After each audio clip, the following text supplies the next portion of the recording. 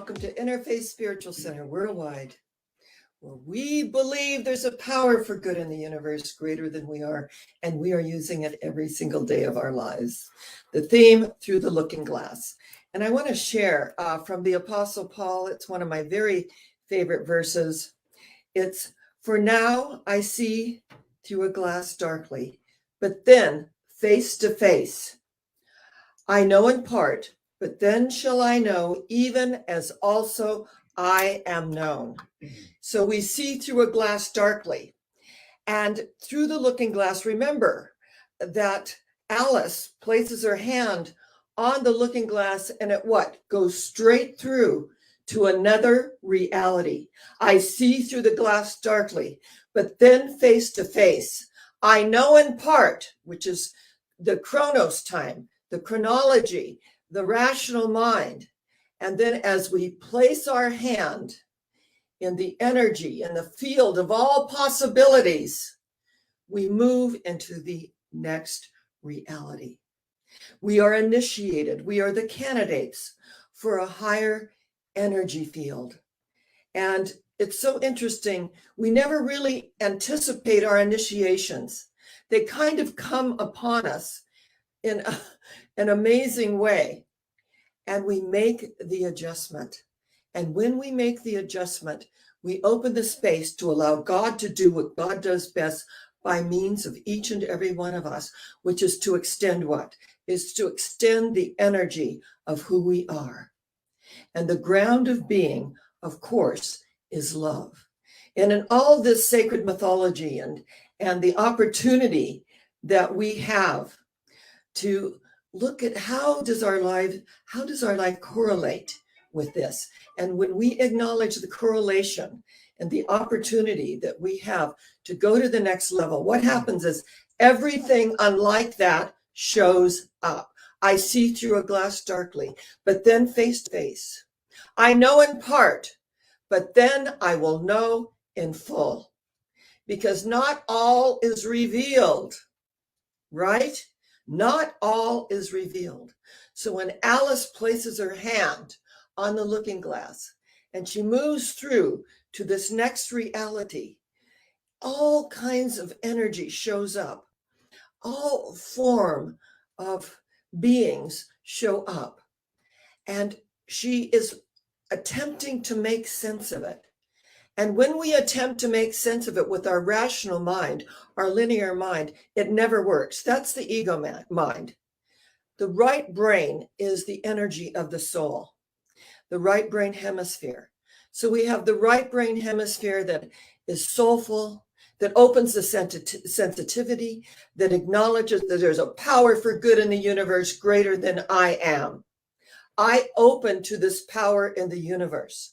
And when things do not go my way, I make the adjustment. I adapt, just as Alice did when she is searching for the Mad Hatter, who has an endless tea party. I'm late for a very important date. That rational part of us that is always out front, powering through what needs to be, we think, powered through until the universe gets our attention and sits us down, and we place our hand on the looking glass. I see through the glass darkly, face to face. I know in part, but then I shall know in full. And when we know in full, energetically, Kairos, this is spiritual time. It's from the ancient Greek, Kairos, where we step into a new reality. And remember that when Geppetto was carving out a little puppet named Pinocchio, that rational part of him wanted a boy so badly that he allowed himself to carve this beautiful sculpture. And then what happened? The blue fairy came. And when the blue fairy came, she said, you have the possibility of becoming real. But what did Pinocchio do? He betrayed Geppetto. He got in with a crowd that was into destruction and empty pleasures. We're all on a life path, aren't we? And when he finds himself in the belly of the well, he realizes how much he loves Geppetto, his father, his creator. And it's when we find ourselves in like chaos, be still and know that I am God, and that we open the space. And in that stillness comes the energy, the light, and the beauty of love. Because when Pinocchio looked up, he saw who? He saw his father. And when we open to the space to experience our Father, Mother, God, the energy, it heals. And this is a healing path. Science of mind, the laws of science, the opinions of philosophy, the revelation of religion applied to human need and the aspirations of every living soul. We are all subject to the human condition. We are sad. We have sorrow. We have things that come up in our lives. We grieve our losses, and then we open the space. And when we open the space, this is the opportunity to move up the spiral. Because remember, life goes not backward nor tarries with yesterday. Life is a forward expression of the soul. And that we open to the soul and the journey of this initiation. And remember that it's a life, death, and rebirth process. We die to the old. We die to who we were, and we arise triumphant and victorious. And in our way of life, we acknowledge all. We acknowledge all. Just as Alice found herself in this amazing foreign land, and with all of these beings that she never thought that she would ever meet up with, there they were in her path. And as people, places, and things come within our path, we know that we have called them in. And we have called them in to learn, to grow, and to expand. And so to be with it, to be with what is going on at the moment, what does it create? It creates an energy field of life. This is life. You know, life is interesting. Someone said once she was going to marry late in life, and her grandson said, well, you miss the messy bits. And she said, life is the messy bits, and how we move through the messy bits and come out on the other side of the messy bits to peace, to that peace that passes all understanding, the peace of God. My peace I give to you, my peace I leave with you. Not as the world giveth, give I unto you. Let not your heart be troubled, neither let it be afraid. You believe in God, believe also in your own Christ nature, right? That Christ consciousness, where our humanness gives way to the divine. The Christ arises triumphant and victorious. That Buddha consciousness of compassion. Buddha said, man, woman is the result of all that they have thought. And that as we open the space and to realize that we can take the energy higher, that we look through the appearance, and the appearances show up with monotonous regularity until we train our thought. And I love what Mary Baker Eddy said, stand porter at the gate of your conscious mind. Allow only those things in that are going to forward and advance yourself, others, and ultimately the planet. So as we look through the looking glass and we realize that, yes, the Mad Hatter is there. I'm late for a very important date. I have no time. That is the rational part of us. And the truth is, we step out of the relative world of conditions, appearances, and effects, don't we, that show up. And when someone says, well, in the real world, the relative world is not the real world. The real world is within the eternal moment, the holy instant. The Course in Miracles states, love waits on welcome, not on time. So it's the energy of opening and welcoming this opportunity that we have to step through the looking glass, to realize that Kairos, the energy of God, God time, the energy of the eternal, moves with us. How many of us have found ourselves in situations where we thought, this is miraculous. I never would have dreamed of this. And it was a complete blessing in disguise. And of course, I always say, enough disguises. I just want the blessing here. But these blessings in disguise are the ones that really go within us and allow us to rise up in the energy of light, the light that penetrates the darkness. It not only penetrates the darkness, it absorbs the darkness. It not only absorbs the darkness, it illuminates the darkness. And shadows flee away forever. The crooked places are made straight. So in our daily life, which is our temple and religion, and it's really interesting, we have stuff come up. And I'll be driving and someone will cut me off and all of that, and I'll feel like this energy within me. And then I realize that I just need to breathe. And when I just breathe and let go and let God, there is something within me that arises that makes it all right, that I can laugh at it. And it's so interesting that as we give to life, life gives to us. Life is there for us.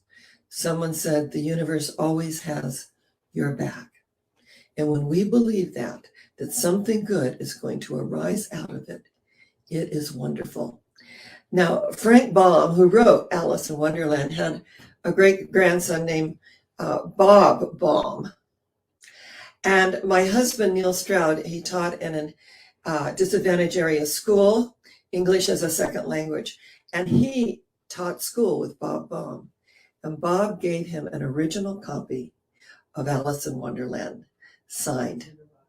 And it was so wonderful that we came to this recognition that the opportunity that we have to open the space, and it was The Wizard of Oz.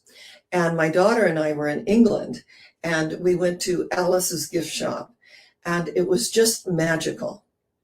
And there is a magical feeling about being somewhere where so much history has expanded and opened.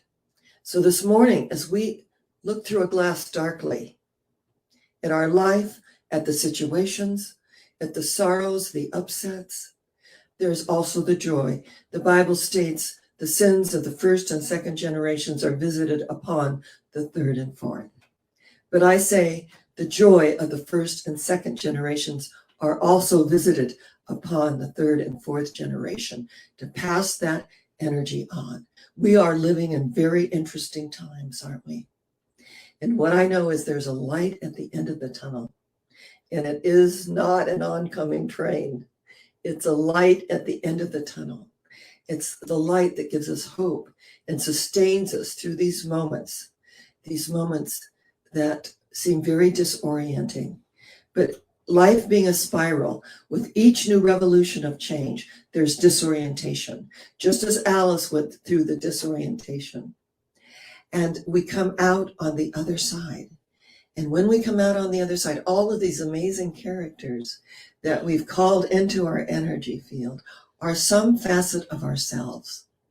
And when we recognize that they are some facet of ourselves, just as Pinocchio and the blue fairy that came in and said, you've been through your initiations, you have shown contrition, you have shown love, you have shown that you can be a real boy.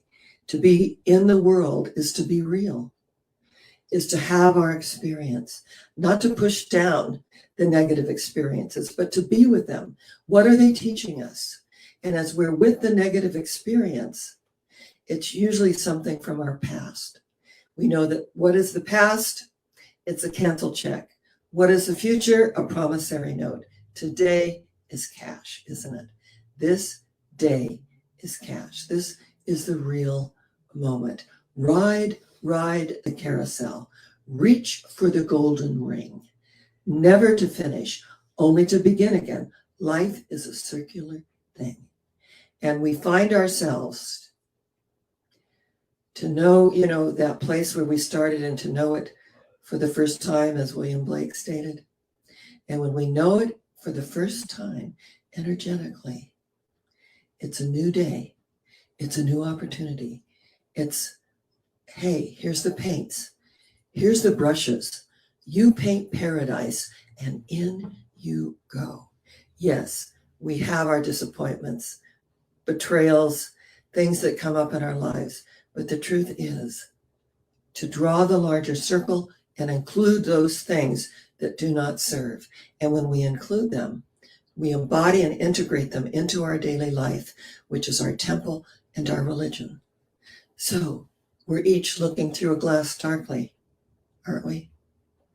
And then face to face. We know in part, and then we shall know fully. Just as we are known, just as the universe acknowledges our presence. And through our presence, there is power, and there is love, and there is peace.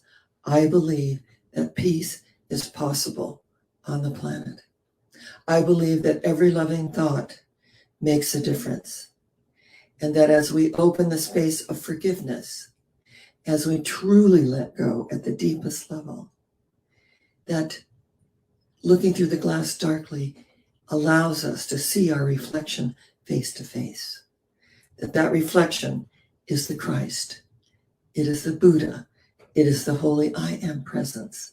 It is the opportunity that we have to be in the world and not of it. And just how far down the rabbit hole do we want to go? To touch this energy, this depth within us, so that we can be all that we can be. I believe that everything can be healed. And I love what Emmett Fox said, that there is no difficulty that enough love will not heal. No chasm that enough love will not close. No door that enough love will not open. That if we could love enough, we would be the strongest, most powerful beings on the planet. So the ground of being is about loving what we do and doing what we love. And that as we move through the looking glass, this mirror image, we know the eye in which I see God is the eye in which God sees me. And in my own lonely moments, I recognize when I am alone, it's when I'm least alone, that I feel this power, this presence, the energy that opens me to the peace that passes all understanding. That peace that I choose to call God. It doesn't matter what you call God. It doesn't matter at all. Yahweh, Brahman, Father, Mother, Universal Mind. But to know that which is within us is greater than that which resides in the world of conditions, appearances, and effects.